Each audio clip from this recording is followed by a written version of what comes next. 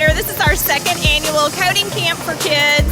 We had 26 students that we selected for drone camp this year. We worked on coding activities with the kids. We did some Tinker coding with them online. We also did Ozobots, where students had little robots that they got to program and make paths to code with.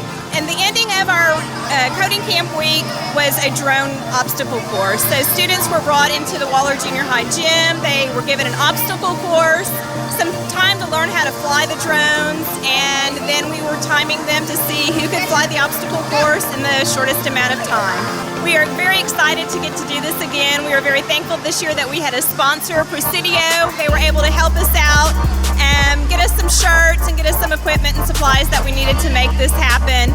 We also would like to thank Layer 3. They sponsored a drone as a giveaway prize for one of our students. Students worked very hard to earn tickets, and we got to do a drawing at the very end of camp for a drone, so somebody got to take a drone home to fly on their own. We look forward to having another drone camp again in the future. We enjoy working with the students. In the summertime, it gives our staff an opportunity to get to work with different students on different campuses. And we hope to have another sponsor again that can help us put this on.